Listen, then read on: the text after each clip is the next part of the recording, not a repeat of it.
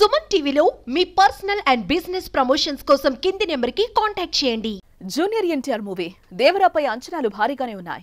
6 సంవత్సరాల క్రితం అరవింద సమేతలో నటించారు. తర్వాత RRR సినిమా రామ్ చరణ్ తో కలిసి చేశారు. దేవరకు కొరటాల శివ దర్శకుడు. దీనికి ముందు శివ చేసిన ఆచార్య ఫ్లాప్ కావడంతో యంగ్ టైగర్ అభిమానులకు ఈ విషయం భయపెడుతోంది. దాదాపు 300 కోట్లకు పైగా బడ్జెట్ తో ఈ చిత్రాన్ని 2 భాగాలుగా డిజైన్ చేసిన విషయం మనకు తెలిసిందే. ఇందులో మొదటి భాగం సెప్టెంబర్ 27న విడుదల కాబోతోంది.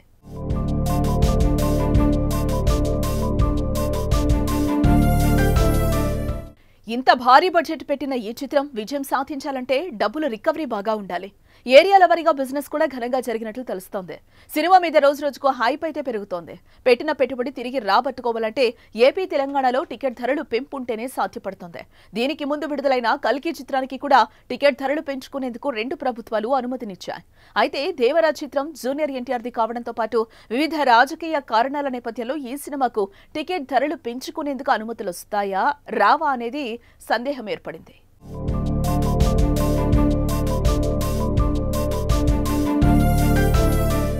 నందమూరి కుటుంబ సభ్యులతో తారక కళ్యాణ్ రామ్ దూరంగా ఉండటం, చంద్రబాబు అరెస్టు సమయంలో స్పందించకపోవటం, ఇటు కొడాలి నాని, వల్లభనేని వంశీ లాంటి వారిని వ్యతిరేకించకపోవటం వంటివి టీడీపీకి కాస్త ఇబ్బందికరంగానే ఉండేవి. అయితే చంద్రబాబు ముఖ్యమంత్రి అయిన తర్వాత మాత్రం అభినందనలు తెలుపుతూ తారక్ ట్వీట్ చేయగా దానికి చంద్రబాబు పాజిటివ్ గానే బదులిచ్చారు.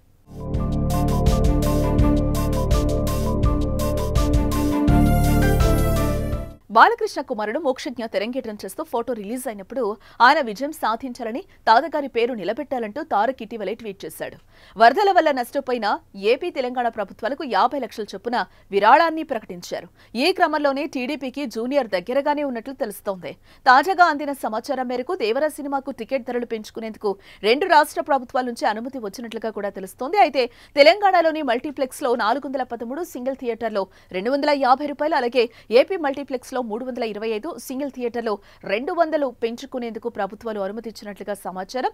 దీన్ని బట్టి చూస్తే జూనియర్ ఎన్టీఆర్ పై చంద్రబాబుకు సాఫ్ట్ కార్నర్ ఉందనేది తేలిపోయిందనే చర్చ మొదలైంది.